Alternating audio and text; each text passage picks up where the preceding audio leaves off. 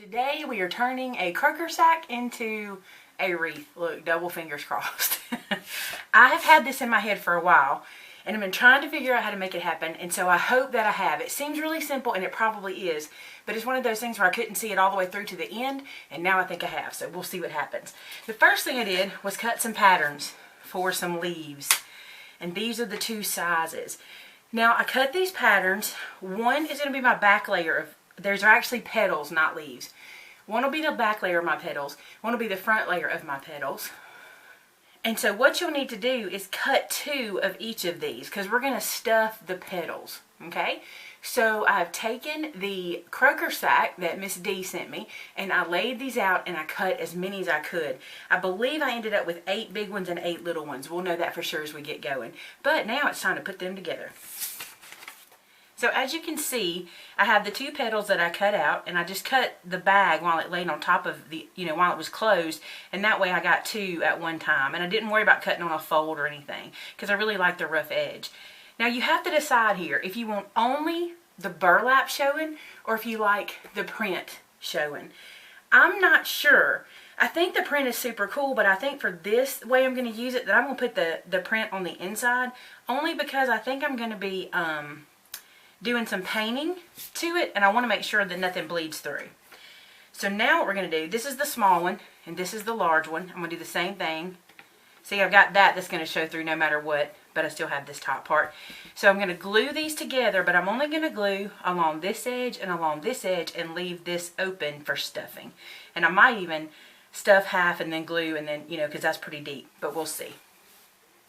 So now I'm just waiting on my glue to get hot. And I'm just going to use hot glue because that's what I've done with burlap so much, and I think it works just fine. And I'm actually putting the glue at the very edge because I want it to help keep it from fraying too much. I don't mind some fray, but I don't want it to totally, unfray an inch or so in. And then very carefully, just pushing these together. My glue is a low temp gun I'm using today, because I feel like I'll be getting a pretty good bit on me. And also because I'm using my small one, because it does not leave as many strings as my hot one does. So that's why I'm using it. And now I've left this portion open. I'm going to go ahead and do a little bit of it closed up.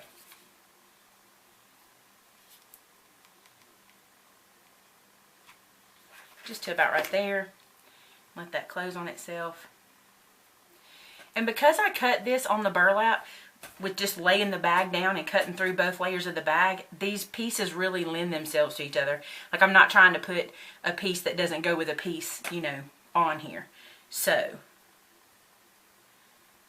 there is that. Let me get some stuffing real quick. Now, I'm not going to stuff these very full, and I'm going to be putting this on a covered porch. So you need to think about where you're going to be putting it as to what kind of fill you need to put inside of it. If you are going to be putting this out in the weather, you might want to think about using like plastic bags or something to stuff it with, so that water and things like that won't mess with it too much. So that's pretty good. I don't want them too fluffy.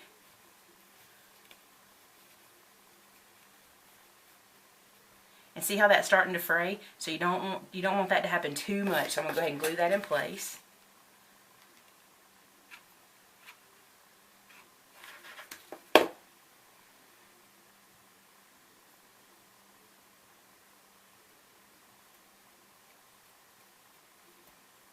Just get that sealed down good. And now I'm going to go back, and like here's kind of loose. I'm going to put some glue in here. Just catch those edges. Good deal. So there's one. Let's do a big one.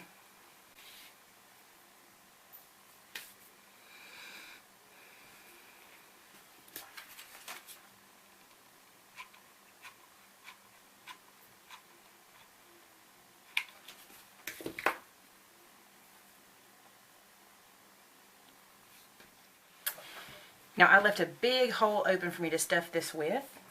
Now if you wanted to, you could stitch the edges. That would be super cute too. But I'm going to be doing some painting, so I'm not as concerned about the petal itself at this point. I'm mostly just concerned about construction. Alright, I don't want it too fluffy. Just something for somebody. And now I will glue it shut.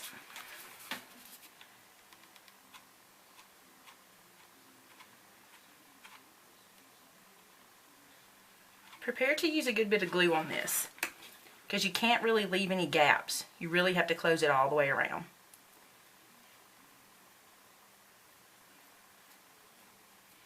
Now there's 2 petals. Just gonna see how they're gonna look. Think they're gonna be alright. I'm gonna go ahead and stuff all the rest, just like we did. So now I have all of these stuffed and ready to go. So I ended up with 8 of the big ones and 8 of the little ones. So we're in good shape. So once you get all those stuffed, I'm going to move those aside for a minute. And I'm going to be using one of these styrofoam circles. This is a 10-inch one from Walmart. So I'll be using one of these and just some plain old canvas. It doesn't have to be canvas. It can be whatever fabric you've got laying around. And it doesn't have to be fabric. You can do this part with anything you want. I'm just doing it with this because I'm going to paint. Okay? So I'm going to glue this down just by putting some hot glue on. And again, I'm using the low melt, so it's not going to melt my styrofoam quite as bad as if I were using the high temp. Put this down and spread it out so I can get a good smooth center. Now, if you hadn't figured it out yet, this is going to be the center of our flower, and our edges are going to be our petals, like so. Okay, so I'm going to start by trimming this around the edges. So I'm just going to flip this over, and I'm using my fabric scissors here, and I'm going to trim this off. Doesn't have to be perfect because you're not going to see this. Alright, and now for painting. So for painting, I'm going to use some wax paper to hold my gesso, and I'm actually going to use gesso on the whole thing to start with, and I'm going to use one of these big utilitarian brushes. I hadn't even used this one before. And loosen it up. Something good and fluffy. And I'm going to need a lot of gesso, so I'm going to probably put it out in a good bit first, and then I'll have to add more, I'm sure. And now we gesso. Just a good even coat. Alright, so we're good and gessoed. There. Put that aside to dry. Okay, now I'm going to take my gesso and I'm going to gesso my leaves. Now I expect this to be messy. And I expect it to take a lot of gesso. And I'm only going to gesso one side.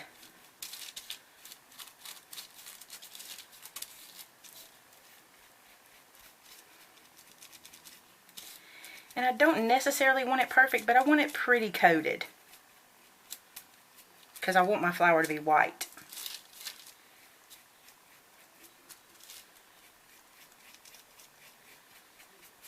So you're just going to take the time and paint every one of these guys. And you can always do a second coat, but that's a pretty good coat. You know, you can still see it's burlap, which I like. So I'm going to put that aside to dry. And I'm going to keep going. So I have, what, 15 more to go. And remember, I'm doing rustic burlap. So that's the cool thing about burlap, is the rustic look kind of leans toward not perfect.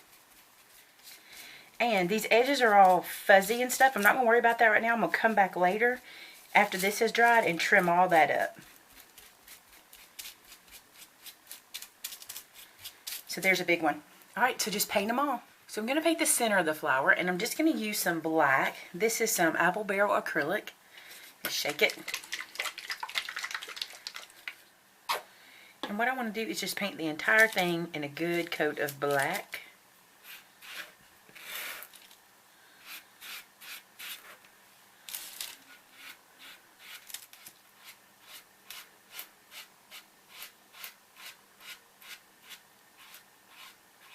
Okay, so there is our black. I'm going to set that aside to dry. Now I'm going to bring these guys back, and I want to do a second coat of the white gesso on these. And this should go on much better this time because I have that first coat, so it's kind of like a sealer on the front. And I really do want to try to get a pretty bright white.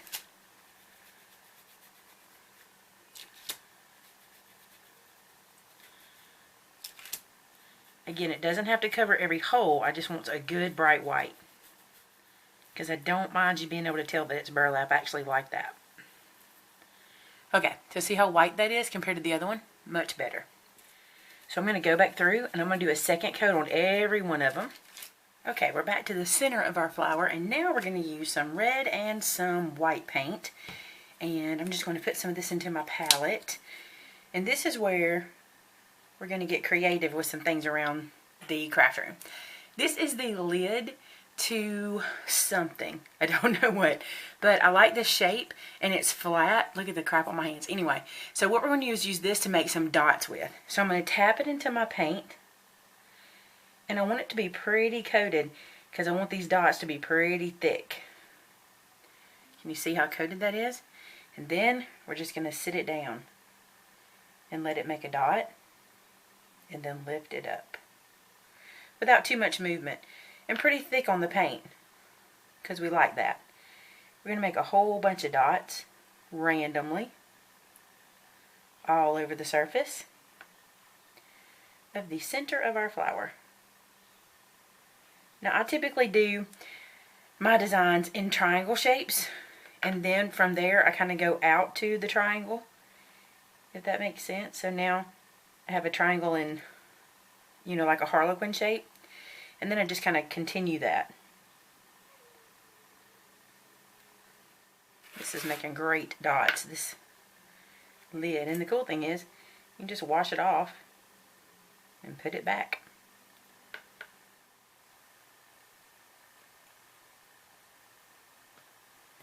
Okay, so there's all of my polka dots.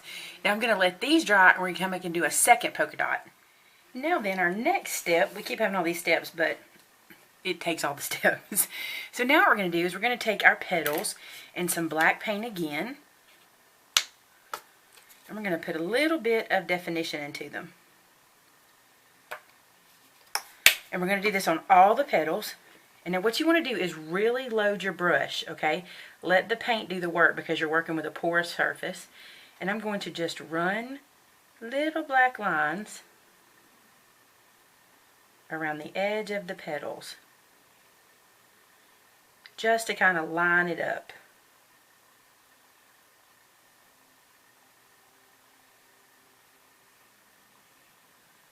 Almost like a cartoon outline. They don't have to be perfect and they don't have to be solid.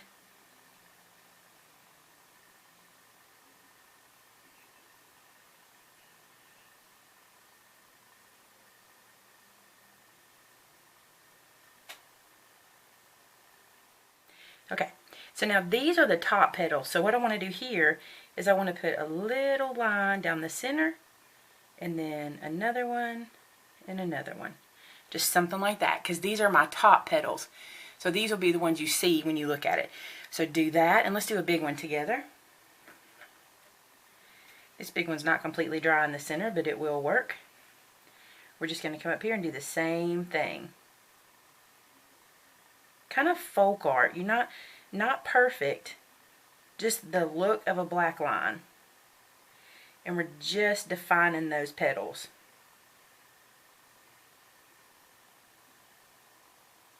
You don't have to do this. I just think it's going to be cool looking. So there's that one. I'll do this little guy that's sitting here. It just kind of defines it a little better. Kind of gives it an end point for the eye to look at. And then again here, I'm going to go up in the center, over here, over here. Okay, so do that on all your petals. The reason I'm not doing it on the bottom here is because that part's going to be covered up by our small petals. So you don't have to worry about doing the bottom of those. Okay, so now we're going to take our red, and this is gloss red, and put it into our palette. I have petals all over my room drying. Okay, so I'm taking the end of a marker, and I'm going to get it very, very painty. Lots of paint on the end.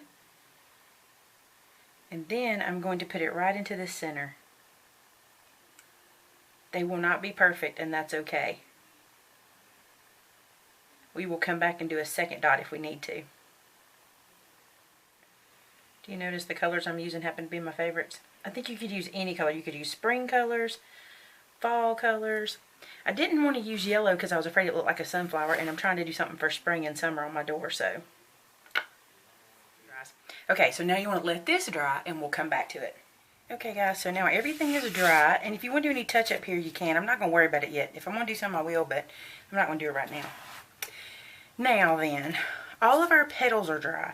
And remember, this is styrofoam, so my plan is to glue and pin these on. We'll see what happens. But I have my straight pins. I love to use straight pins in styrofoam because if I'm using hot glue, this is kind of an extra precaution. So it's going to be pretty big, so I may have to show you the whole thing in pictures more than on the screen here because it's going to be pretty big. The other cool thing is we're using this burlap, so I'm going to have a good tooth for this glue to stick to because the back I didn't paint. It's very textured. So stick that down there. I'm going to put these pins back just to be sure that it holds in place good. If your glue dries really fast, don't worry about that part. I mean, I just like to have a little extra. If you have any of these little things hanging off like this, just trim them. If there's any part you want to trim. I kind of like the rough edges. I didn't think I would, but I do. So then, more hot glue. And I'm going to be generous with the hot glue. I pretty much have been this whole project, to be honest with you. So much hot glue. So when you look at what we've done here, we've taken a $1 croaker sack, some paint, some gesso, some styrofoam. You might even could get this styrofoam at the Dollar Tree. I don't know. I got this one at Walmart because it's the 10-inch. I think Dollar Tree carries something, but I think they're smaller. I mean, you can make these for really cheap, and if you wanted to resell them, this is an awesome resale because you just can make them so easy. You know, they're time consuming. They are time consuming because it takes a while to get all the painting done. And think of all of the colors. Like, I think this in a sunflower theme would be super cute. I just don't do sunflowers, but like in the fall, if you wanted to do this in a sunflower theme for your front porch or something, that would be cute. And these would make great gifts because you can really use scraps. Not that we want to give scraps, but you know what I'm saying. Some of them are thicker than others, which I like because, you know, in nature, nothing is exactly the same. So I think that's kind of cool. Alright, so now I have all the big ones on. Let's go back and do our center ones. Just put on our hot glue.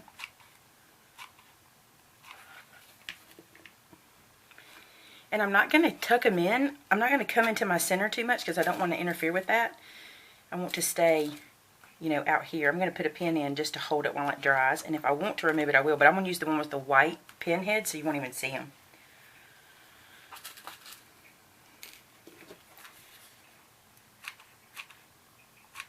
Because I don't really want to take up much of my center space. I really like it. I think this is coming together. I'm telling you, this idea has been knocking around in my head for a while. And I just couldn't figure out how to put it together. I think this is working.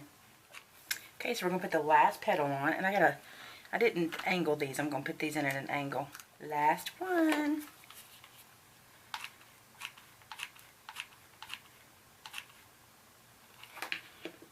It's really big. So there's the top of it, right there. I'm just going to spin it so you can see it all the way around. Isn't it huge? It's really big. It's a good size wreath. Now, I'm not going to leave this raw. I got to decide what I'm going to do here in the middle, so I'll be right back. Okay, so for the center, what I'm going to do is take some ribbon, and using my hot glue, I'm going to loop this ribbon inside. And see, it's this red gingham, which is super cute, and I'll show you what I mean. I'm just going to start here with a little drop of hot glue. Going to stick that down, and then I'm just going to kind of loop it and turn it, kind of pleating it. Put a bit of hot glue, put that down, loop it and turn it. Real messy, not perfect. Because we want our folk art theme to really stick. So you see how we're getting the little loops there? And then I'll probably come back and put a little bit of hot glue at the bottoms of them just to kind of hold them down like pleats. But they're just going to be different size pleats. They don't have to be perfect. which is good because I couldn't get them perfect if I wanted to. I know me. Okay, so now I'm going to go back and just tack these down just a little bit. This is when your low melt glue gun comes in very handy. So now all our pleats are down. That looks really cute. I like that. Now I got to go back and get all this glue out. Now, one thing I noticed is my circle got off a little bit. So what I'm going to do is find the part that I think is the best.